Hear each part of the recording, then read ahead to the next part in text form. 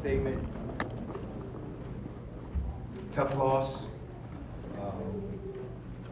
Very, very difficult one to handle. The locker room is taking it very tough. I'm super proud of the effort that our guys put out there. These guys play hard. I feel awful for them. They do everything we ask of them, and we keep coming up short.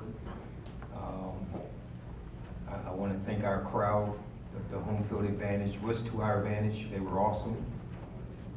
They gave us an advantage. They gave us timeouts, penalties. It was amazing for the crowd.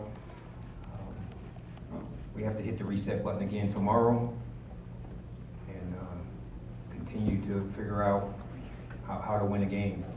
I thought we did a better job in the second half throwing the ball down the field. I thought it opened up our run game. When Nick hit the long run, and it gave us some opportunities to get back in the game. Our kids fought valiantly in the second half. We fought back from, I think, a 13-point lead and just kept clawing, kept fighting, and testimony to these kids in the locker room. Questions? We'll start with Mark, and then we'll go to Bob. Sarah, you seemed pretty angry after the touchdown was upheld. Was it that play that was bothering you, or was there something else that was bugging you? No, it's an accumulation of things. We're all wanting the plays to go our way. We're talking blades of grass, right? Back to the Oregon game. And we're just trying to create, maybe we get the call for the blade of grass. And right now we're in that storm where we can't get the blade of grass. So, just trying to make sure my guys know I'm fighting every way of the storm for them guys. And, just trying to turn the tide. Bob, over here on the left. Hey, Terry. I hate to bring up their last touchdown drive, but you hit that quarterback relentlessly. He kept getting up. They didn't have any timeouts. You started that drive with a sack. They made freakish catches to prolong the drive. Is it frustrating, or is there anything you feel like you could have done differently on that drive because of the pressure you put on that offense? Your quarterback's big time. When you get in games like this, you have to have players that make plays to win games, and he won the game for them. He was amazing. He's tough. We hit him relentlessly the entire game, and he kept getting up. He delivered throws. You could say they were lucky, but he kept doing it time after time. That last drive, the pressure's there. We get the sacks, and I don't know if we would do anything different. The coverage is right there. Those guys make plays, and unfortunately, that's the nature of this game. And we can live with results when guys make plays. We can't live with results when we're making mistakes. Rich, and then Greg, to your right. Terry, you mentioned Mendoza. How did you think your quarterback played at the end of a rigorous three-game stretch against three outstanding defenses? Yeah, I thought he grew up in the second half. Obviously coming out of halftime, we threw the interception, but he bounced right back. He started making some good throws. He gave us a chance to win. He led us back. He took control of the huddle. I thought he was big time, and just looking forward to him, continuing to get better and continuing to develop. So I thought he gave us a chance to win, and that's all you can ask. We'll go Pickle, and then we'll go to Mike. Coach, on the play where they snapped the ball before you guys finished substituting, did you get an explanation on whether or not that should have been a delay game penalty? Did you think it was officiated correctly, or what conversations did you have about that play? Yeah, we talked about it. The officials make a call. I don't want to get into all of that. That's what they're paid to do. They made the call. We move on. Mike, and then Allie. Terry, other than Ethan maybe making a step forward today, what happened that you were able to throw the ball vertically down the field? The first time we've seen it in a long time. We made calls to throw the ball down the field. Allie, and then, I don't know.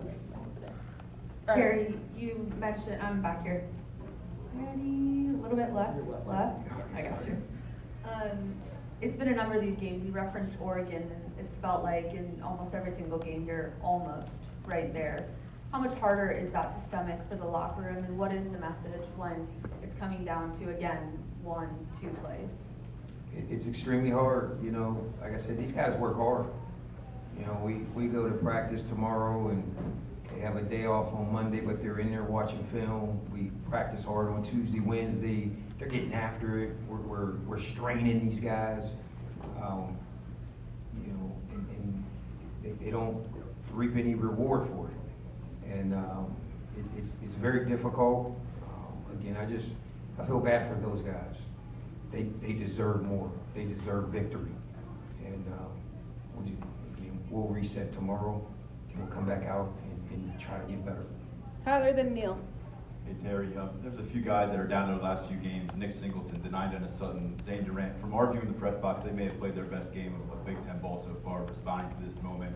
What's that tell you about where this locker room is right now, and what can you kind of give us in the sense of what kind of effort and desire you saw from this team today? That's the testimony, right?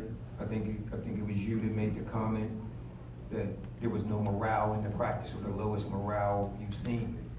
Is that what you saw today? Absolutely. These guys are busting their butt. And the guys you just mentioned, they're our best players. They're our old guys. They're leading the way. You know, that's why I feel so bad for them, because they are doing everything we ask. They're working hard. They're leading the locker room. They're making sure these young guys are following. They're leading by example. You know, we got to figure out, you know, and then, you know, I'm not making excuses, but we played at Iowa at night. Then number 1 team, number 2 team. It was a tough road, and you know, we're going to come back next week. We're going to fight harder. No one will ever question a Terry Smith team that they don't play hard. We'll go Neil and then John, last two. Terry, do you feel that this was about as well as you guys could play? No. I think we played competitively. Obviously, we made mistakes. I think we had more penalties this week than we've had the last several weeks.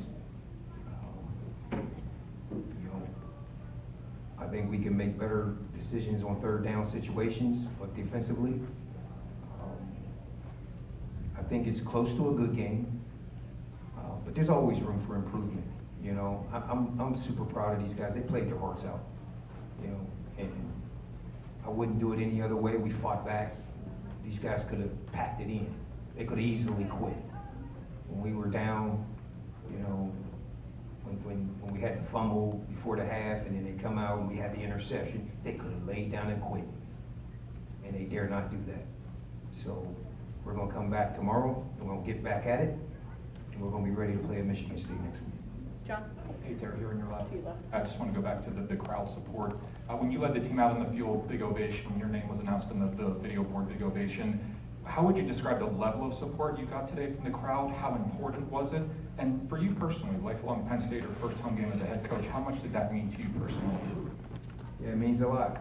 You know, I'm very humble in this position. I thought the crowd was amazing. I thought they gave great energy. I thought they were loud. I thought they were supportive. I thought they cheered our guys on. I thought they gave us that extra juice to go for it, to motivate us. I couldn't ask more for them guys. They were amazing. For me personally, it's just very humbling to know that I'm running out on the field. I think back to Joe Paterno, right, and him running on the field. I'm in the same position as he was. And, you know, I have to do better for my guys. We have to taste victory because they deserve it. Thank you, Jerry. Thanks, sir.